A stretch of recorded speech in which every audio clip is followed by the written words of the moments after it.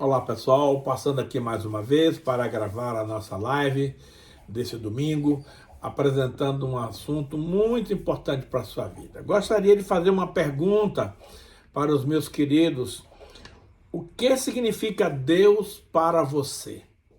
É muito importante você entender essa pergunta e responder corretamente, porque disso depende profundamente o teu relacionamento de intimidade com o Senhor. Muita gente não tem o significado correto de quem é Deus para você e isso interfere em todo o andamento da vida espiritual. Quero ler um versículo aqui de Êxodo 20, capítulo 2 e 3, que diz assim: Eu sou o Senhor, teu Deus, que te tirei da terra do Egito, da casa da servidão. Não terás outros deuses diante de mim. Mas antes de explanar a palavra, queridos, eu gostaria de fazer uma oração para que o Espírito Santo pudesse me usar de uma maneira poderosa e também alcançar o seu coração. Pai, eu quero declarar nesse momento a minha total dependência do Espírito Santo de Deus e desejo que ele me use, Pai, nessa gravação, trazendo a revelação explícita, revelada da palavra, para que possamos edificar as pessoas que nos assistem, Senhor. Também eu te peço, meu Deus, que o Espírito Santo esteja também agindo na vida das pessoas que estão nos assistindo, para que elas não recebam essa palavra apenas como uma palavra intelectual, mas que seja um rema, uma palavra ungida da parte de Deus para edificar o seu povo, para edificar a sua igreja, para identificar e para fortalecer aqueles que nos assistem, Pai. Oh Deus, opera através do Teu Santo Espírito na minha vida e na vida daqueles que estão nos assistindo. E desde já nós damos ao Senhor toda a honra, toda a glória e todo louvor em nome do Senhor Jesus. Amém. Queridos, é por demais importante que você tenha a visão correta, o conceito correto de quem é Deus para você. Para muitas pessoas, Deus é o gênio da lâmpada que faz milagres para agradar a B e C. Para outros, Deus é aquele que precisa fazer a minha vontade na hora que eu quero. Para outros, Deus é aquele velhinho rabugento que fica com um chicote na mão, pronto para punir aqueles que fazem besteira. Querido, nada mais de errado do que essas colocações que eu fiz aqui. Eu e você precisamos saber verdadeiramente quem é Deus, para que eu possa me dirigir a Ele, para que eu possa me relacionar com Ele de maneira inteligente, de maneira espiritual, de maneira conceitual, conforme diz as Escrituras. O texto que lemos na abertura, que é Êxodo 20, 2 e 3, diz assim: Eu sou o Senhor teu Deus, que te tirei da terra do Egito, da casa da servidão. Não terás outros deuses diante de mim. Amado, nós que somos brasileiros ocidentais, não temos a percepção correta da palavra Senhor.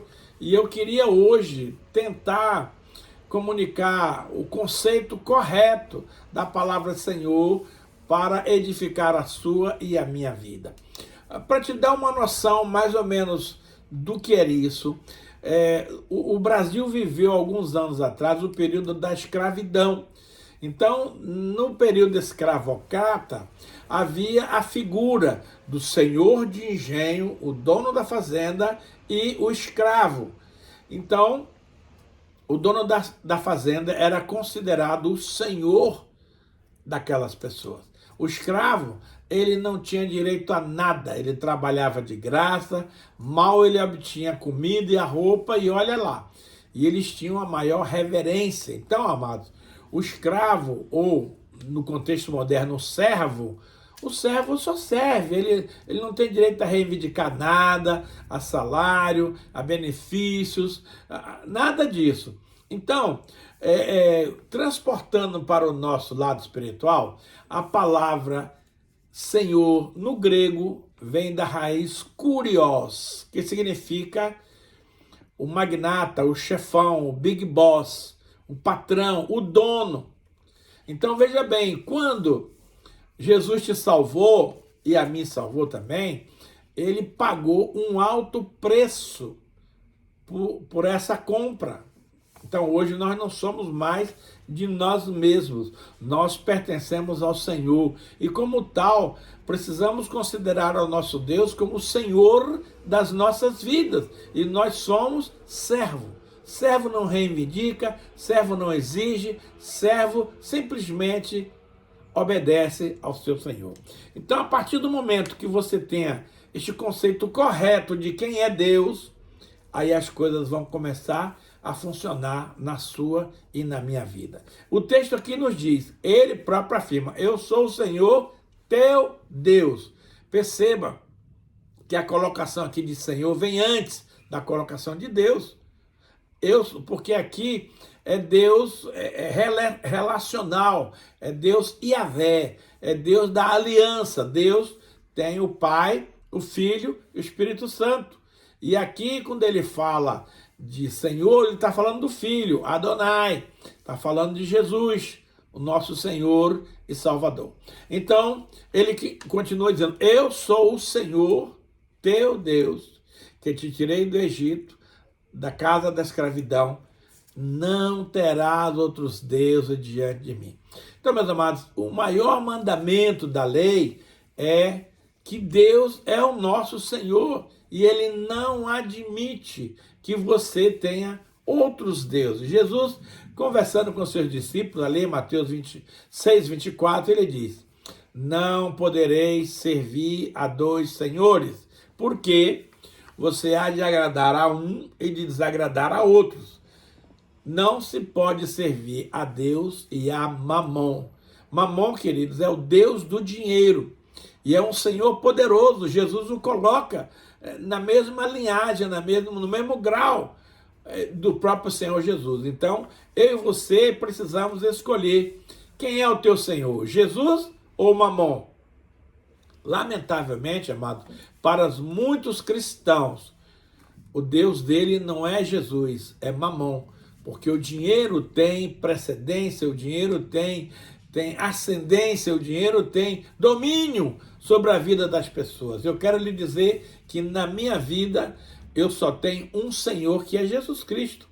Mamon não é meu Senhor, o dinheiro não é meu Senhor, o dinheiro é uma bênção sim, mas o dinheiro tem que ser nosso servo e não nós sermos escravos do dinheiro. Então, entenda bem esse fato. O Senhor Deus é o nosso Senhor e Salvador. É muito interessante que às vezes você assiste, eu assisto, muitos pregadores famosos fazendo pregações evangelísticas e eles convidam o povo para aceitar Jesus como Salvador. Eu quero lhe dizer, meu amado, minha amada, que não há nenhuma passagem na Bíblia que te mande aceitar Jesus como Salvador. Na verdade, ele é o nosso Salvador. Mas o texto bíblico, lá de Romanos, capítulo 10, verso 9, diz assim, se com a tua boca confessares a Jesus como Senhor, e no teu coração creres que Deus o ressuscitou dentre os mortos, serás salvo. Porque com a boca se faz confissão para a salvação e com o coração se crê para a vida eterna. Então, veja bem, em primeiro lugar, eu preciso reconhecer Jesus como meu Senhor, meu dono, meu proprietário, meu big boss, meu patrão. E eu não passo de um escravo, eu não passo de um servo que estou no reino para servir ao meu rei, ao meu Senhor, que é Jesus Cristo. Então, meus amados, vamos ter a percepção correta, vamos ter a noção exata de quem é Deus na sua vida. Deus não tem que te dar satisfação de nada, Deus não tem que te explicar nada, Deus não tem que lhe dar resposta nenhuma. Jó, no seu livro, ele fez pergunta 33 vezes, perguntando a Deus, por que, Senhor? Por que, Deus? Por que isso? Por que aquilo? Você não tem que perguntar por quê. No máximo você pode perguntar, Senhor, para quê? Porque todas as ações divinas têm por um objetivo abençoar as nossas vidas. Mesmo que eu e você não compreendamos este fato, mas na verdade ele nos leva para este ponto. Vamos ainda falar um pouco mais sobre isso no livro de Deuteronômio, que é a revisão de todas as palavras que Moisés ministrou nos 4 primeiros livros. No capítulo 6, verso 4 e 5, diz assim: Ouve, Israel, o Senhor nosso Deus é o único Senhor. E eu gostaria que você colocasse aqui no lugar de Israel o seu próprio nome. Por exemplo, ouve, Eliezer, o Senhor nosso Deus é o único Senhor.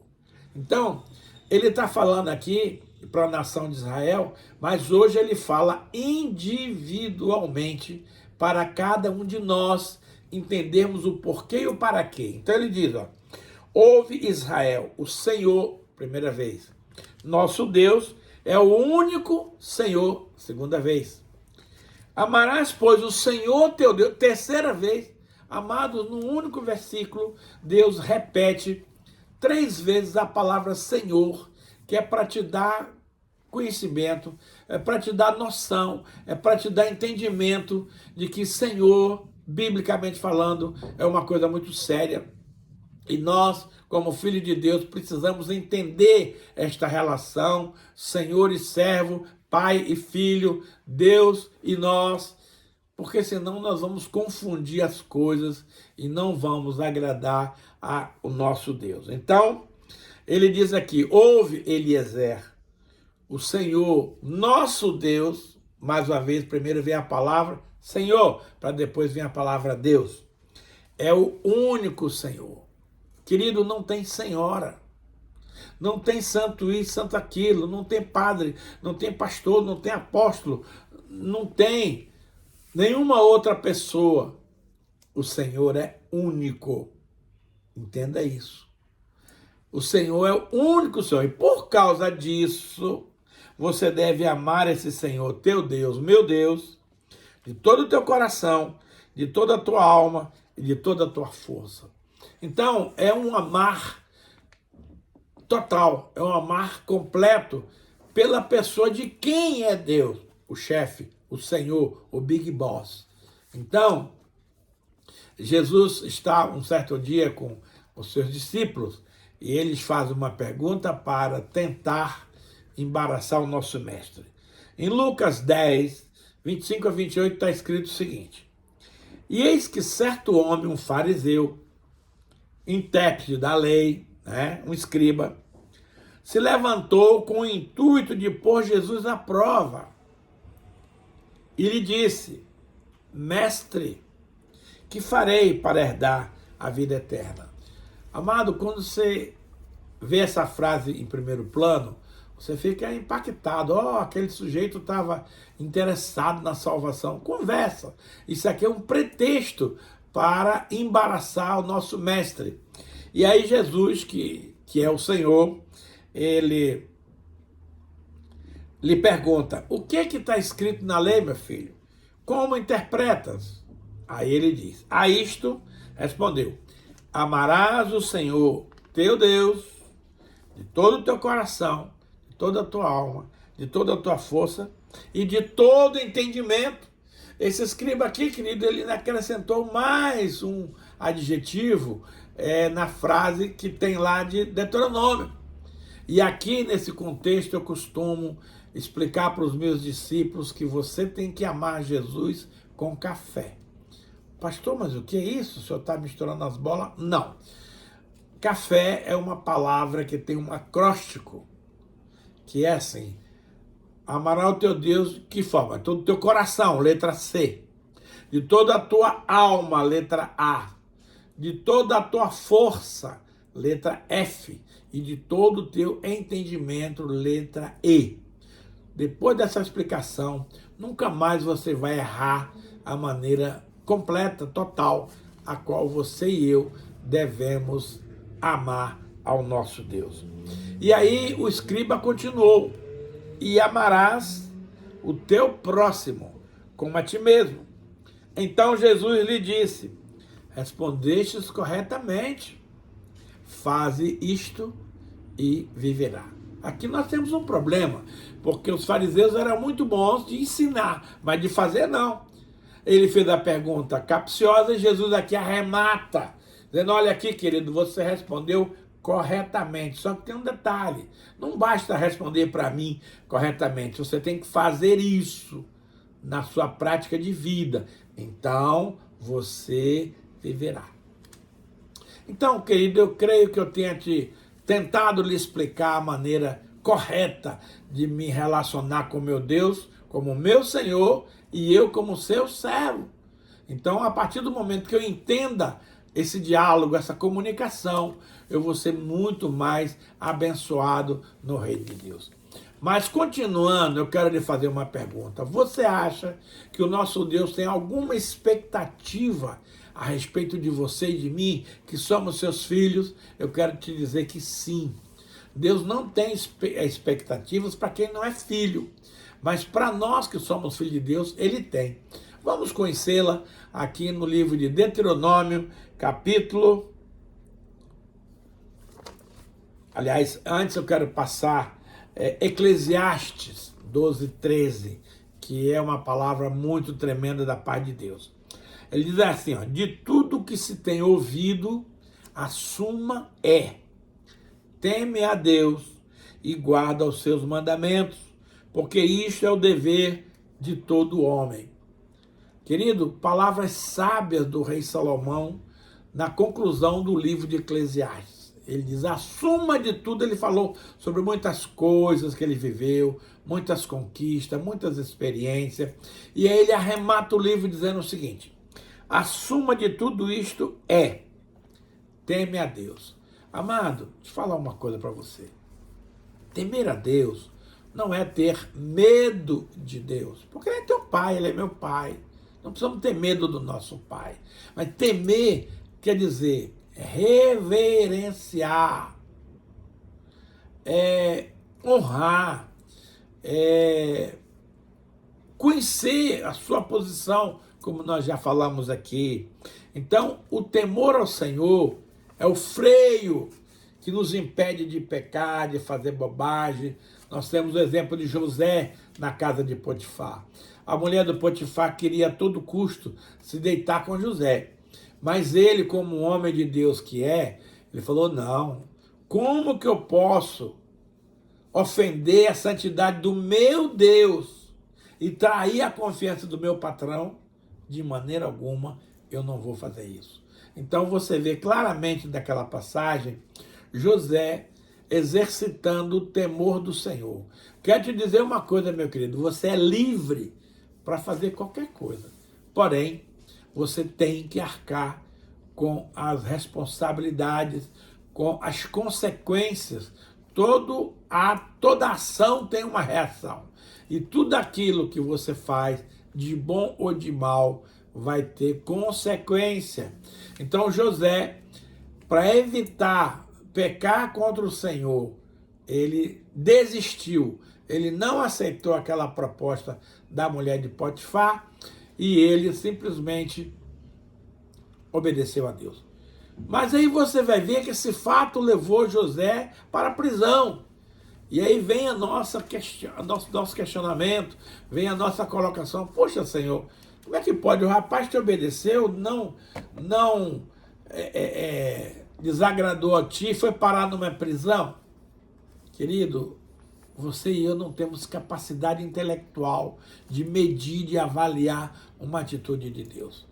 O propósito de Deus para José no Egito não era ficar na casa de Potifar, não era ficar numa prisão, era levá-lo ao palácio de Faraó. E a maneira pela qual Deus encaminhou as coisas foi levar José para a prisão. Por isso, foram colocados lá dois servos de Faraó, o padeiro e o copeiro. E ambos tiveram um sonho, e José interpretou o sonho dos dois. E ele disse, olha, copeiro, você vai ser liberto dessa prisão e você vai voltar a servir ao rei. Quanto ao padeiro, lamentavelmente, ele vai ser condenado e vai ser morto. E aconteceu exatamente dessa forma. Quando o padeiro estava saindo, quando o copeiro estava saindo da prisão, José falou para ele: ô amigão, lembra de mim, tá? Quando você chegar lá em Faraó, fala de mim para ele. E aquele camarada saiu e não falou nada para Faraó, porque não era a hora. Depois de 2 anos passado desse fato, Faraó teve um sonho. E aí ninguém conseguia interpretar o sonho de Faraó. Então ficou aquele alvoroço no palácio. E aí o Espírito Santo fez lembrar ao copeiro de José. Aí o copeiro foi até o rei e falou: rei, eu conheço um cara que está na prisão, que ele pode resolver o teu sonho. Mas imediatamente Faraó mandou chamar José. Então José fez a barba, tomou banho, se arrumou todo bonitinho e veio falar com o Faraó. E aí ele descobriu o sonho de Faraó. Imediatamente Faraó perguntou: temos alguém mais qualificado do que esse rapaz que tem o espírito do Deus vivo? E aí, amados, colocou o José como primeiro-ministro do Egito para administrar toda aquela situação que o sonho passou para Faraó. Então, uma coisa que no primeiro momento não foi nada agradável, mas Deus sempre tem o melhor para você e para mim. Compreenda isso. Mesmo que a tua mente não alcance, sabe por quê, amado? Em Isaías está escrito o seguinte, 55:8. Porque os meus pensamentos não são os vossos pensamentos, e os meus caminhos não são os vossos caminhos. Assim como o céu está distante da terra, assim está distante os meus pensamentos dos seus, os meus caminhos dos seus caminhos. Portanto, esquece entender os propósitos, as maravilhas de Deus com a sua mente natural, mas confia nele, acredita nele, glorifica ele, porque no final vai dar tudo certo. Mas voltando à pergunta do início, você acha que Deus tem alguma expectativa sobre a sua vida e sobre a minha vida? Se nós somos filhos de Deus, e somos, ele tem. Vamos ver então Deuteronômio agora, capítulo 10, versículo 12 e 13, que diz assim: agora, pois, ó Israel, mesma passagem paralela lá atrás de Êxodo 20, versículo 2. E aqui eu também quero que você ponha o seu nome no lugar de Israel. Agora, pois, ó Eliezer, o que é que o Senhor requer de ti? Essa é a grande pergunta. Será que Deus ele requer alguma coisa da sua vida, da minha vida? Sim, ele requer. Então vamos ver do que se trata.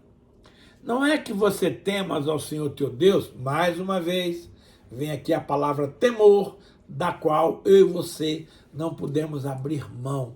Nós precisamos, amados, exercitar o temor de Deus no nosso coração para nos guardar, para nos proteger, para nos fazer andar na santidade e na obediência do Todo-Poderoso. Então a primeira coisa que Deus espera de você e de mim é que você tenha o temor de Deus no seu coração.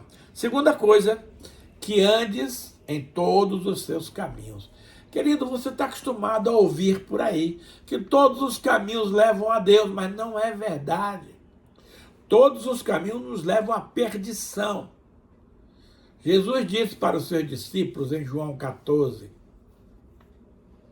6, o seguinte: eu sou o caminho, a verdade e a vida. E ninguém vem ao Pai senão por mim.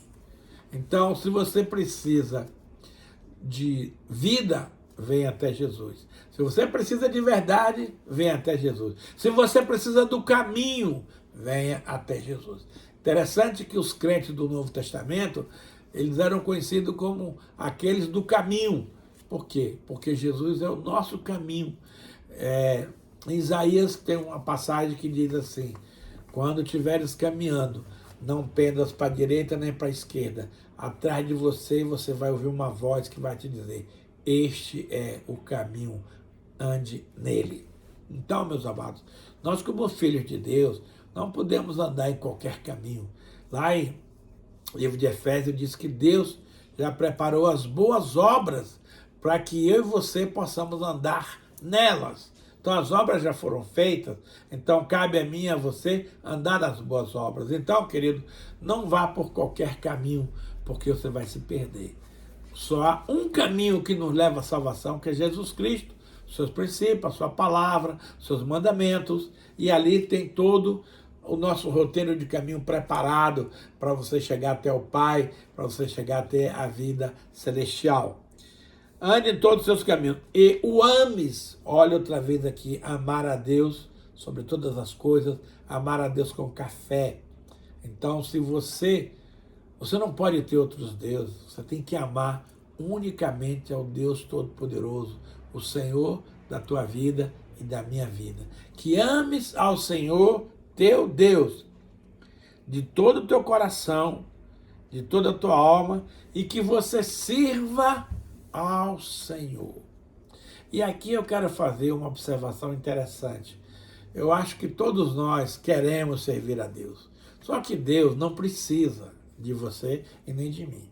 Mas Deus nos manda fazer certas coisas. Então, servir a Deus é obedecer às suas palavras. É agradar os irmãos, ajudar os necessitados, é contribuir com os que precisam. Essas são as atitudes de servir a Deus. Então você precisa servir a Deus, não negligentemente, não de qualquer maneira, mas servir a Deus com alegria. Amado, lavar o banheiro da igreja é servir a Deus. Está lá no estacionamento guardando os carros, é servir a Deus. Estar na portaria recebendo as pessoas, é servir a Deus. Então, a Bíblia faz um alerta muito forte para nós em Jeremias 48:10. Maldito aquele que faz a obra do Senhor relaxadamente. Então, meus queridos, não seja reprovado no quesito servir a Deus. Amado, servir a Deus é uma das coisas mais preciosas para nós. Por exemplo, pregar a palavra é servir a Deus. Fazer discípulo é servir a Deus. Participar dos cultos é servir a Deus. Então tem muitas maneiras práticas de servir a Deus e que muitas das vezes a gente não entende porque acha que servir a Deus é trabalhar na igreja 24 horas por dia e muita gente boa pede demissão do seu trabalho para ir trabalhar na igreja em tempo integral. Isso é muito perigoso. Deus mandou você fazer isso? Mandou, então faça. Não, não foi Deus, eu fui por conta própria. Aí você vai ter problema, querido. Porque Deus não precisa do seu jeitinho nem do meu jeitinho. Agora, uma das coisas mais importantes, amados, que nós precisamos fazer é aprender, eu disse aprender, a viver feliz e conviver com todas as situações. Esse é o desafio cristão. Em Filipenses 4, de 10 a 13, diz assim: Alegrei-me sobremaneira no Senhor, porque agora, uma vez mais, renovastes o vosso cuidado, a meu favor o vosso cuidado, o qual já tinhais antes, mas vos faltava oportunidade. Então, o Paulo, a única igreja que se associou com Paulo na questão do ministério, do envio, foi a igreja de Filipenses. E ele se alegrou muito em Deus, né, porque eles renovaram o favor em enviar para Paulo o que ele necessitava para as suas necessidades. E aí ele diz, digo isso, não por causa da pobreza, porque aprendi a viver contente em toda e qualquer situação. Está aqui, meus amados, um baita desafio para os cristãos. Não por causa da pobreza, porque eu aprendi a viver contente em toda e qualquer situação. Amado, nós vivemos hoje num mundo materialista, onde as pessoas vivem cobrando de Deus, bênção disso, bênção daquilo outro. Querido, você está vivo, você ser servo do Deus Altíssimo já é um grande galardão, já é uma grande bênção. Então não fica cobrando as coisas de Deus, porque quem é você, quem sou eu para cobrar alguma coisa do Senhor? Paulo disse, tanto você está humilhado, como também ser honrado. De tudo, em todas as circunstâncias, tenho experiência, tanto de fartura quanto de fome, assim de abundância como de escassez. Tudo posso naquele que me fortalece.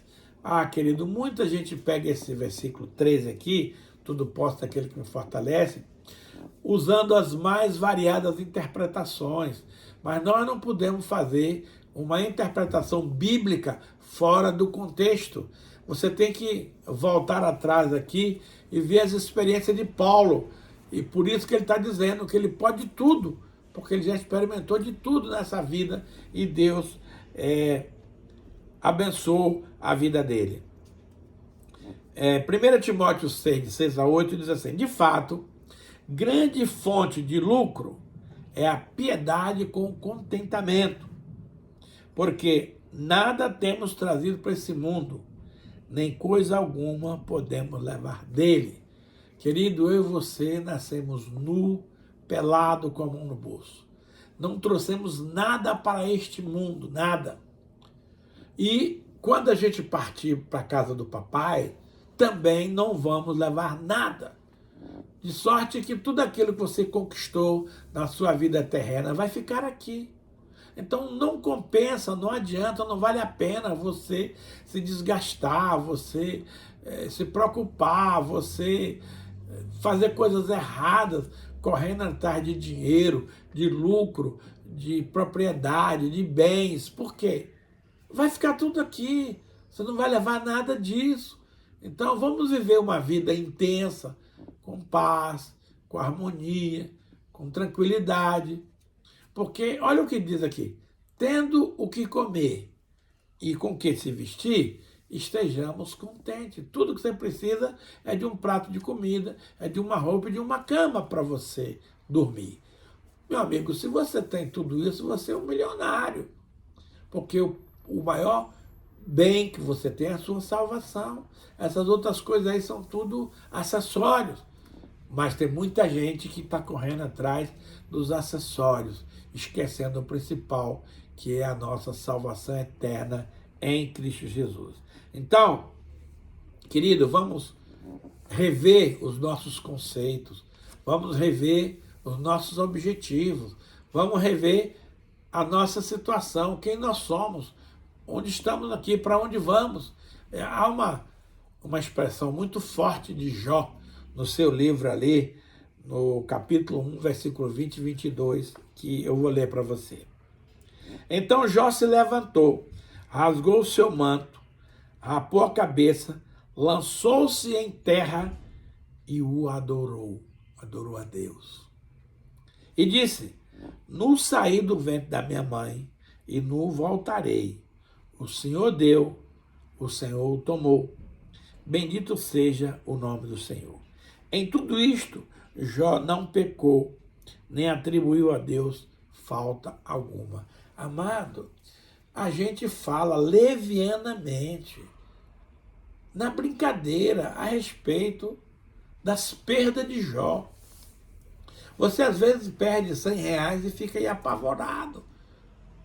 Jó perdeu tudo, ele era um homem muito rico. Jó perdeu seus 10 filhos e Jó perdeu a saúde. Jó ficou numa situação terrível, sentado numa folha de bananeira, usando um caco de telha para se rapar. Veja, o Jó, ele não reclamou a Deus, ele não murmurou, ele não alegou quem ele era porque daquilo. Ele simplesmente, meu amado, sentou no chão, jogou terra na cabeça e adorou a Deus. Amado, eu não tenho essa fé de Jó, infelizmente. Eu não seria capaz de ter uma atitude dessa. E não venha você para cá me dizer que você teria, que você não teria. A nossa estrutura humana, a nossa compreensão das coisas de Deus é muito pequena. A gente ia ficar desesperado, capaz até de dar um tiro no coco. Jó não.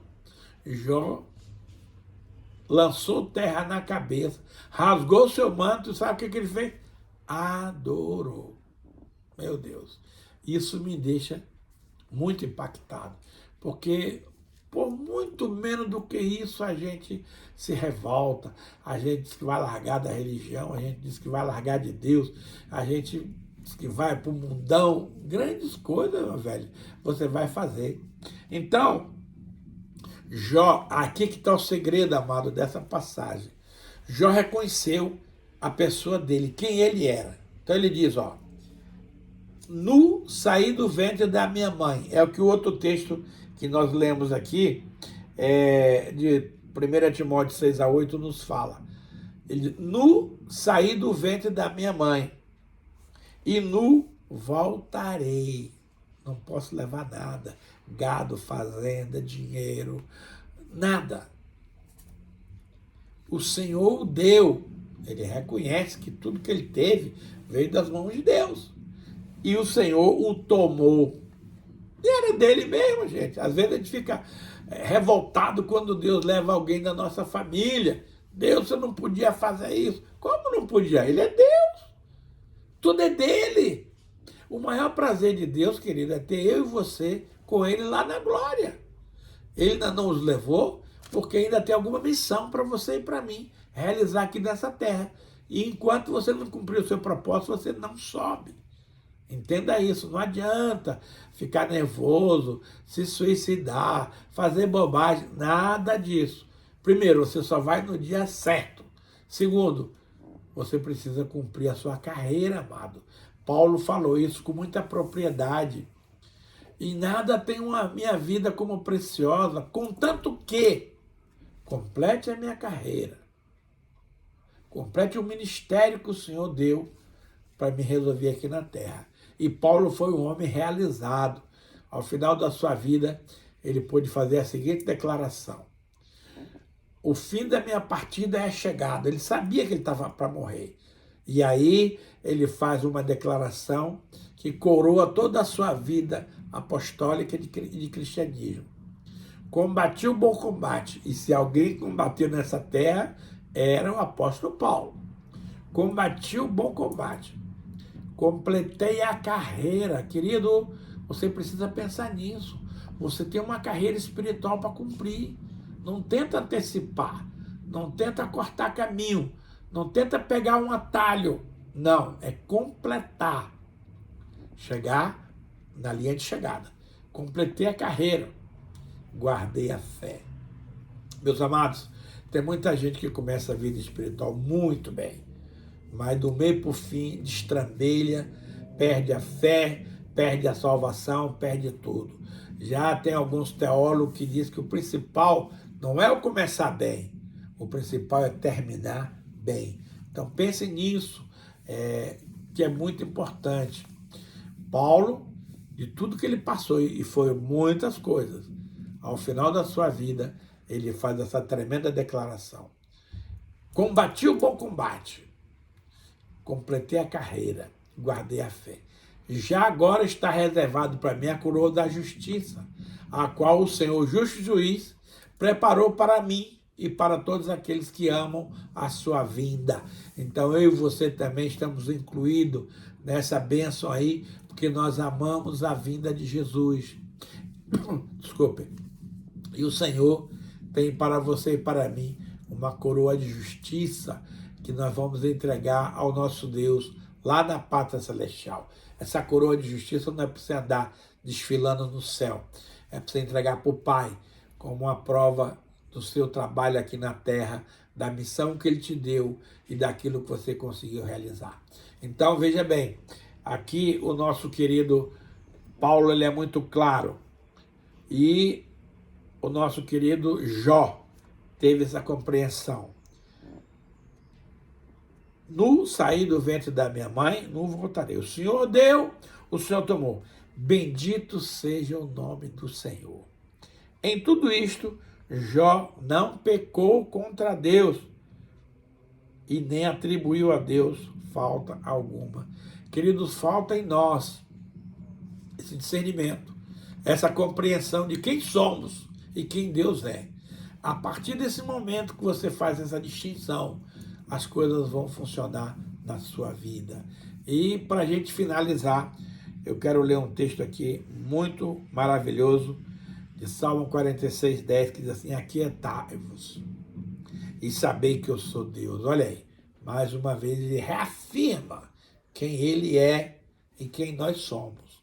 Servos não se estressa, servo se aquieta na presença do seu Senhor. Aquietai-vos e sabei que eu sou Deus. Sou exaltado entre as nações, sou exaltado na terra. Essa semana nós perdemos um pastor muito amigo nosso. E às vezes a gente se pergunta: Senhor, e aí? Meu filho, eu e você, somos de Deus.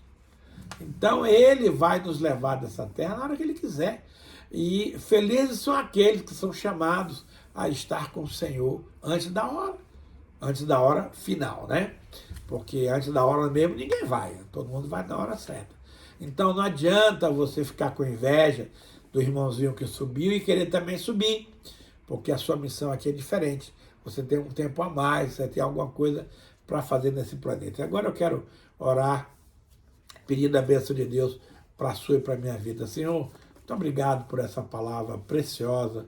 Senhor, naquilo que eu não fui capaz de esclarecer para os meus irmãos, que o Senhor, através do Espírito Santo, complete o serviço, complete a revelação, complete o entendimento do que eu tentei transmitir aqui.